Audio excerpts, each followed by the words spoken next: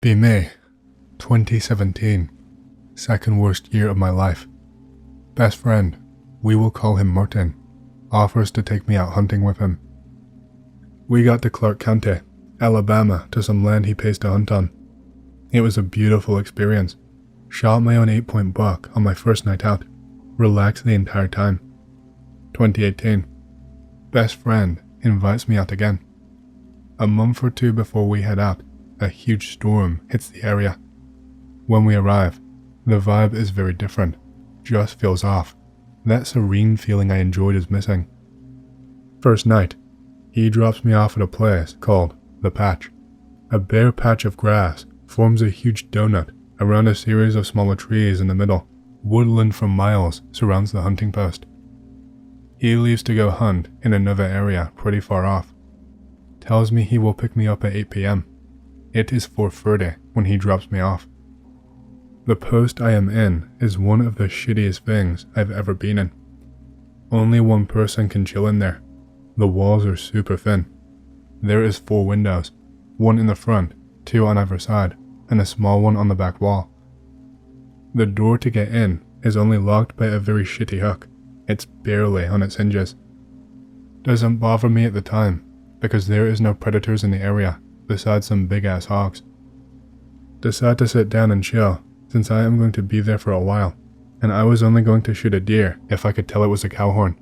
Reed, inbred, and a genetic dead end. A few things to note.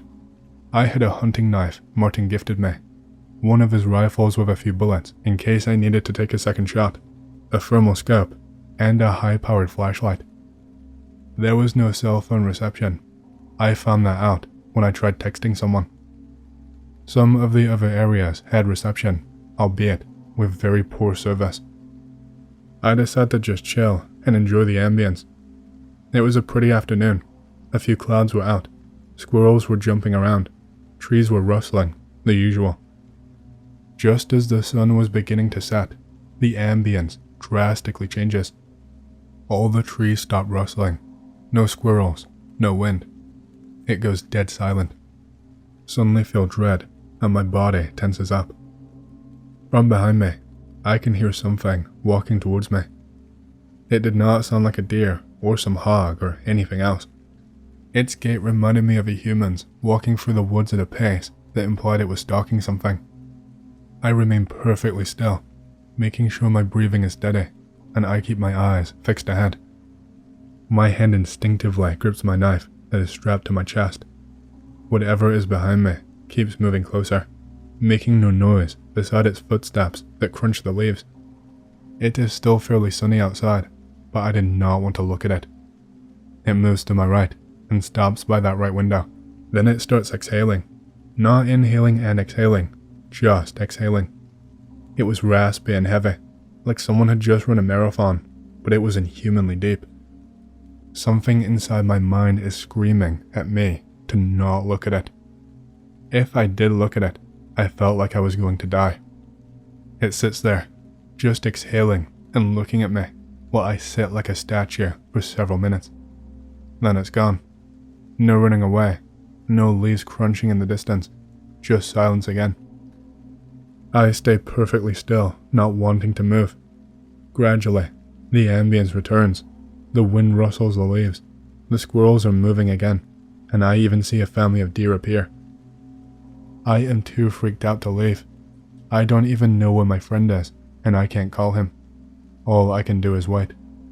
Beyond my paranoia getting to me, nothing eventful happens. My friend ends up picking me up an hour late because he took a shot at a buck and was waiting to see if it would come back. When we get back to our cabin, I spill my beans. He is scared and gets chills. Then he proceeds to tell me about what happened to his little brother years prior. Be Daniel, Martin's little brother, on a hunting trip with Martin and his dad, hunting in an area called the Meadow. It's an area with extremely tall grass and a patch that leads into the forest. The hunting stand is raised pretty far off the ground, probably 8 to 10 feet off the ground. While hunting, Daniel is chilling on his phone when the same thing happens. Wind stops, grass stops rustling, no animal ambience. Then he hears footsteps approach him from the tall grass. There is only one window on the stand, and it does not look at the surrounding fields. The footsteps slowly walk up to the stand and then stop directly underneath him. He freaks out, starts texting his family to come to get him immediately, too scared to call or make any noises. Martin and his dad drive out to get him and find nothing under the stand. Daniel never hunted in that area again. The strange thing is that Martin and I hunted there and nothing ever happened. 2019. Martin invites me to go hunting with him and Daniel. I politely refuse. While chilling in the cabin late at night, the both of them hear something knock on the side wall near the living room. 3 knocks in normal succession. Martin goes out to see what could make that noise, armed of course. Nothing. Not even 30 minutes later, the same knock occurs in the living room where they are. Once again, he goes out, but there is nothing there. No tree or branch knocking. Keep in mind, this cabin is boonfuck nowhere. There is not another house or cabin in the area for another mile. Martin is someone who absolutely would shoot someone. He has actually killed an illegal before, since they were stealing thousands of dollars from his business. Nothing happened after that, but it shook Martin and his little brother. Conveniently, they purchased their own property in Mississippi and now hunt there. I have no idea what happened, neither does he. Doesn't seem like a Bigfoot story or anything else I've heard of. Really weird. I immigrated to New Zealand in 1974 with my wife, and after bouncing around from house to house, we finally settled on this fantastic little homestead that stood about 150 feet from a cliff face that dropped at least 70 feet into the ocean. We were thrilled when we moved in. It was exactly the house we had been looking for. The kitchen sink had a nice little window on it that we could look out at the ocean through. The kitchen had a side door that went into a green little house, pretty much our dream house. So that is how we ended up in that house, and nothing at all ever happened there. We had a son who moved out when he was 19, and we enjoyed being empty nesters for a few years, until he got married, and, surprise, his wife was pregnant. One of the mornings after we learned the news, less than a week, my wife was washing dishes and yelled for me. I was in the garage, renovating a car. I was actually drinking beer. I rushed into the kitchen, expecting to see one of Unsee's huge bugs climbing on her, but instead, I caught the back of her summer dress going out the back door. I followed, hearing her yell, "Wait, don't do it, get away from there." As I got out the door, I saw what she was yelling at. There was a girl, maybe around 7 years old, standing on the edge of the cliff. I can remember exactly what she looked like now, but at the time, I only got a brief glimpse of her as she tilted forward, stiff, and went over the edge. My wife screamed and fell to her knees. I ran past her and looked over the edge, seeing nothing but the crashing waves below. We called the police. They said we did everything we could, but were still a little suspicious of us from then on. No one reported any girls missing, and there were only a few Kiwis out there, so it would be obvious if someone were gone. My wife was horribly scarred by that event for a while, and we finally agreed that she needed to take a vacation with some of her friends to get out of the house. It was another morning, after she left, that I was in the greenhouse picking some herbs to dry, when I saw through the grimy glass a blurred figure of someone standing by the edge of the cliff. I yelled and ran out, but started to feel a little wrong, like something is going on that shouldn't. That feeling you got in your stomach that one time you shoplifted. It was the same girl from days before, standing in the same place, wearing the same outfit. I remember it clearly. It was a black sweater, fuzzy and homemade. She had short, blonde hair, which was blowing wildly in the ocean's updraft. She had a red skirt with dull, floral patterns on it and neat black shoes. I watched her tilt over the edge once again, and once again was met with the waves when I looked down. I did not tell my wife when she returned. Our son moved to San Antonio on a job offer after college, and our granddaughter was born there. We flew all the way over to see her, and she was beautiful. I have to hold myself back from describing the feeling of having your first grandchild, but hopefully, someone out there will be able to relate. We flew home nearly a month after, and my wife was asleep in the passenger seat as we drove past the airport. "Please, Ellie, don't fall," she started murmuring to herself as we neared our house. As we drove down the highway that ran along the cliff face, I made out the figure of a girl standing on the edge by our house. I pulled to a stop and watched her from afar. I was sure by this point that we had witnessed something paranormal, because obviously the girl was not falling and climbing back up over and over. As I watched her across the cliff, I could almost feel her looking back at me, and could make out her pale white face from her black sweater. Then she fell, sliding under the water without a splash or any sign of impact, no sound over the waves. Years went by like that. I would wake up in the morning and see her there. My wife would be exceptionally frazzled some days and refuse to tell me why, but I knew she had seen her go over the cliff again. Then, one day, our son called. They were flying down next month to see us on our wedding anniversary / my wife's birthday. The month went by quick as we cleaned up the house and the yard to make it look presentable for them. The morning of their arrival, I saw the girl go over the cliff again, just as I heard the crunching of our driveway gravel under my son's car. He got out of the car first, and I could not believe how old he looked. Sales is a hard job, I always told him. It will take a toll on you. Then his wife got out of the car, and she also had aged, but in a good way. Gone was the 23-year-old who gives a crap, and here was a 30-year-old businesswoman. Then we saw a granddaughter. My wife dug her nails into my arm to keep from falling over. She wore a black sweater, a red skirt, and had a pink bow in her blonde hair. It took a lot of explaining, but my wife finally convinced them to let us put them up at a good hotel and not come anywhere close to our house. I'm not sure if they thought we had turned senile or that we were murdering people in the house, but we could not risk seeing her go over for real. After that, we never saw the ghost again. My wife said it must have been a warning. I'm not sure why, and I did not say it to her, but I thought it had a more sinister purpose. Maybe it was that white face that I saw from far away, so pale the sun reflected off of it. Maybe it was the simple black dots it had for eyes, like a life-sized porcelain doll. We moved out of that house years after that, and moved inland a ways, but stayed in close contact with our old neighbors. A family finally bought the house, more expats, with 2 sons and a daughter. Not long after, their daughter was found, dashed against the rocks under the cliff. No one could figure out how she had gone over.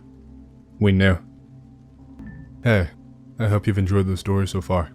If you do and you want to hear more, please leave a like and subscribe to my channel, and leave a comment down below, as it lets the algorithm know that you like my content and it promotes it to more people. My goal for the channel is to hit 50,000 subscribers, and we're closing in fast, so thank you, and back to the stories. You guys know about Clinton Road, here in New Jersey. In case you don't know, Clinton Road is an infamous stretch that cuts through a forest. There are no lights whatsoever, and sign maintenance has not been updated since the 50s. It is rife with clan members, and was the dumping site for a professional killer. Me and my friends are standard bravado douchebags, and one night, we decided to check out if all the stories we were told hold up. They didn't. What we got was far, far worse than any story. We were coming back from a movie in the Palisades, and we figure, hey, it's right there, might as well. Only, we aren't as good with predicting distance time as we figure, so it takes an obscenely long time to finally get to the road itself. It is smack dab in the middle of winter, and there is about 4 feet of snow on the ground easy. We joke about how we're going to see a jackalope and, oh fuck, we're going to get chased by the hellhound. As I said, We are a bunch of loudmouth pricks. Only, slowly but surely, the morale in the car is getting more and more quiet. It seems to get darker as the time passes. At one point, we pull over just to see how dark it is with the lights off, and it is pitch black. Complete and utter darkness. We start up again, and we are not having fun anymore. Now, there is a bridge about halfway through that if you throw a penny off of, it will get thrown back at you, all spooky-like. This is our goal, and by God, at this point, we just want to do this and go back home. We finally get there and park just off the side in this little niche right next to the bridge. We decide it's best to leave the car on, just in case the penny comes back and we void our bowels. Better safe than sorry. There are 4 of us in this little sedan, so it takes a little longer for me and my other friend to get out. Of course, the bastards don't wait for us, and by the time we finally get out there, they are already halfway down the bridge. It is extremely cold. My winter coat does not help. The bridge is set up so that in the moonlight you can see clearly down the road. It is dark as all holy hell, but you can still make out if there was a car coming. There is no place to hide at all. It is dead silent, and I can hear every crunch of my friend's footsteps on the dry gravel 20 feet away from me. As we walk up to them, we see that they have stopped dead in their tracks. They spin on their heels and start walking back to us at a distressingly fast rate. Get the fuck back in the car, we have to leave. I was already shitting bricks, so I don't question it. We run back into the car and get ready to pull out as fast as we can. That is when I see them. In the brake lights, I see 2 figures striding towards us. They were walking extremely relaxed, but at a very fast pace. The one I saw almost clearly was tall, taller than I am, and I am 6 feet tall. I want to say it was wearing a white hoodie, only because from what I saw, it was completely white from the waist up. The other one was much darker. I could barely see it, whatever it was. As we start to spin around to go back from where we came, it stops walking relaxed and starts power walking towards us even faster. And then it stops, and then it's gone. We finally turn around and get going. The road is extremely perilous, so we take it slow, just happy to be finally out of that fucked up situation. I look out the back window to make sure they are gone, and they are fucking booking it like demons. Oh my god, drive, go, faster. We are going at least 35 miles an hour, making hairpin turns with these things keeping in tow of our car on foot. They come within 5 feet of our back fender. I remember being able to make out eyes on the dark one. They were crazed and wide. It was so terrifying that I have chills retelling it to this day. Finally, my friend guns it, and we are flying down this rural, icy road, going 50 miles an hour in a blind panic. After we are sure we get away, we start to slow down. No one says a word for about 10 minutes, when my friend driving finally breaks the horrible silence. There is something chasing us. I look back, and there is this intense light chasing us. It did not look like headlights. For one thing, there was only one, and it was about 5 feet off the ground. Whatever it was gaining on us. We managed to push it to 60 somehow without dying. This thing was keeping up with us, no matter how fast we were going. Eventually, we get close to the end of the road, and we realize that it's gone. We don't care, not anymore. We are flying down the highway for a good 45 minutes when we finally get pulled over. I was never so happy to see a fucking cop. He lets us go, tells us to slow down, and sends us on his way. Nice guy. We spent that night in my friend's basement, with the lights on, just sitting on the floor, waiting for the sun. We are grown-ass men, pissing ourselves, hiding from ghosts or whatever the fuck it is that wanted us. There is no doubt in my mind about that fact. They wanted to catch us. I am never going back there, X. Nothing anybody can say or do will ever make me go back there. Be careful if you ever find yourself driving down Clinton Road, because you never know what's waiting for you to get out of your car.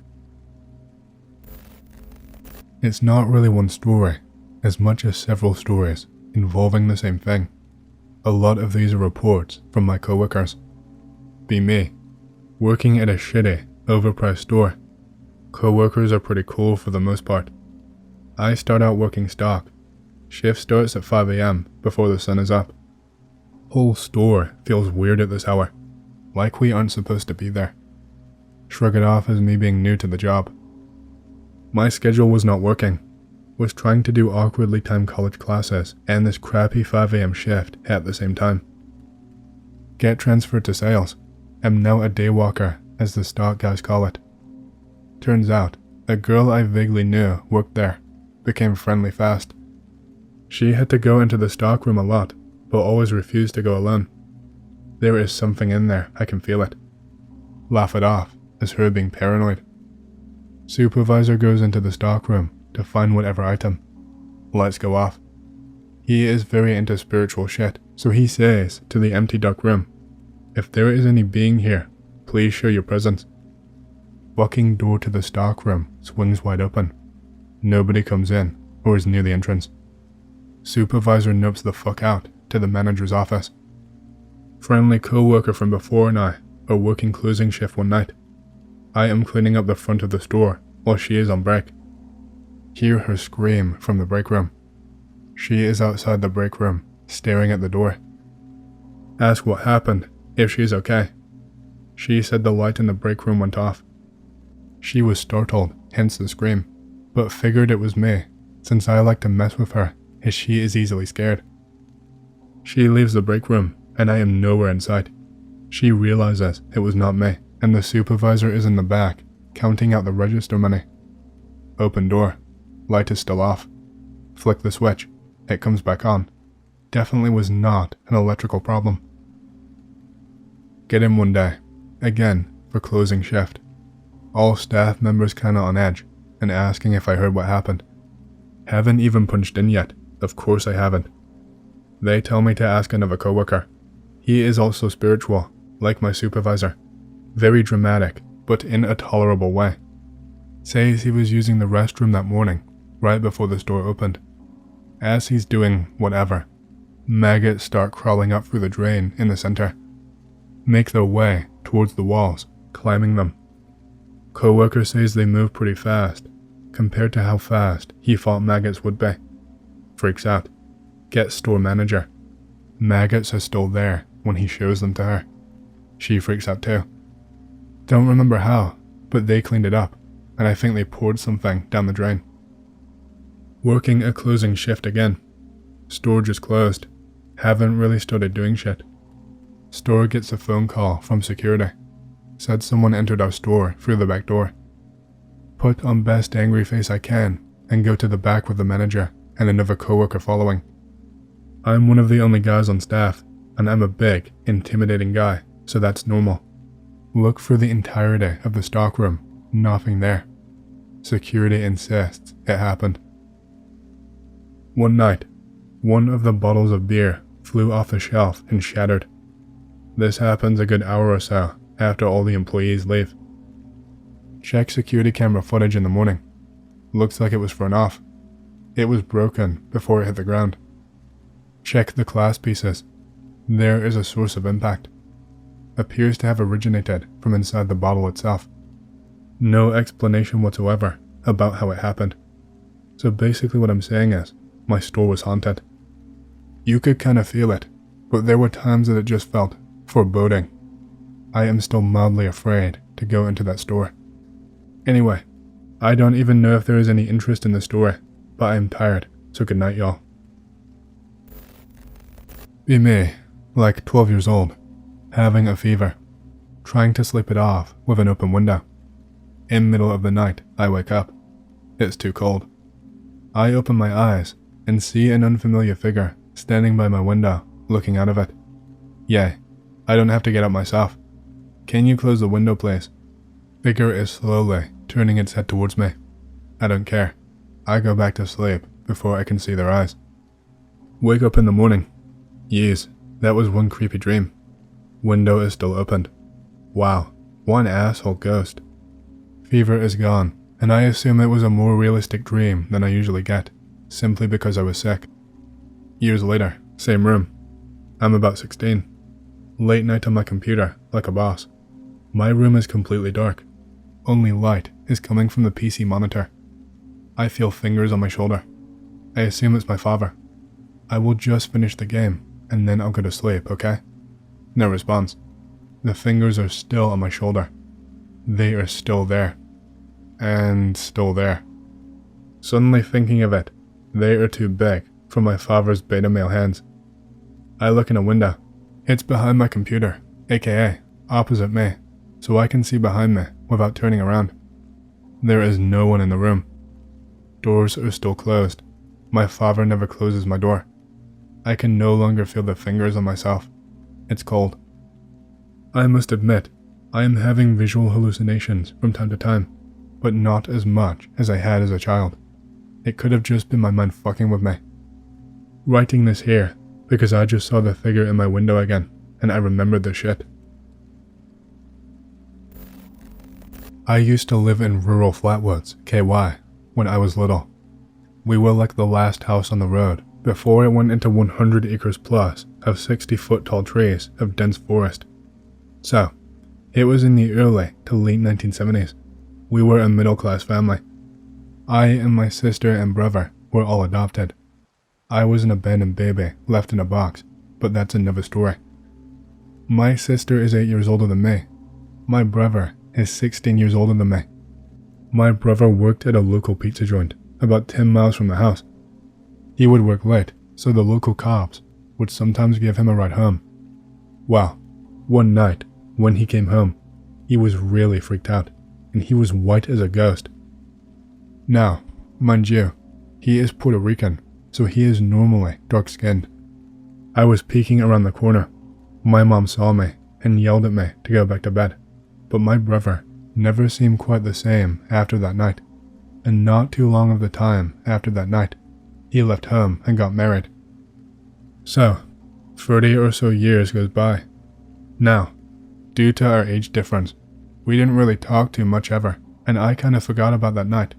But, about 10 years ago or so, I flashed on that night, and decided to give my bro a call, and ask him about that night. So this is what he told me happened. On the way back from the pizza joint, something flew out of the forest and attacked the cop car that my bro was riding in. It was some type of winged creature, gargoyle, Jeepers Creepers demon or something of the like. It was man-sized, and it threw the cop car into the ditch on the side of the road and was on top of it, snarling and clawing at the roof and windshield of the car, scratching and denting it severely. It could not get at them, so it finally gave up and went away, leaving my brother and the cops terrified to the bone. I asked my bro, so what the fuck did the cops tell the station? He said they told them that they hit a deer because they did not want to lose their job and or be put in a loony bin. And that shit happened, no BS. I was like, holy fuck, shit, piss, no shit? He said, yeah, no shit. So, I was telling my BFF the story about a year ago, and she had a story of her own.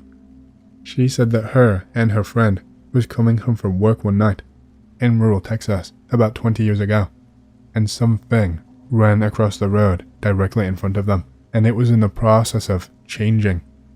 It was on all fours, and in between what they thought looked like a werewolf and a human.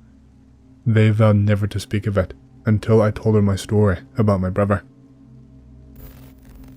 I used to live on what I call a cursed farm. Move in a farm with mom, an abusive mom's boyfriend. Place has an extensive history of dead people. Last owner died electrocuted when he tried to fix a light on an electric pole outside. Pretty stupid, considering electric poles are not private property, but whatever. First few months, mom seriously injures herself 3 times. All 3 occurrences needing serious medical intervention. Attic is sealed shut. Constantly hear footsteps in the attic and other assorted banging noises. get pushed by an invisible thing while doing farm work in the storage barn. We stay there less than a year and sell the place. I wish I could also say that my mom's abusive BF from that time was possessed with some shit, but he was just that much of an asshole. Things kept happening to me, my mom, and his kids, but nothing ever happened to him. Maybe he was that fucking evil of a person that the curse thought he was a bro or something. But the real irony in all of this is that none of the paranormal shit that happened to us in there came close to the kind of violence we had to endure from him. And, as I said, it would be easy to pin it on the curse, except that we lived in many places before and after that farm, and the guy was about exactly as evil as he always was when he came into our life.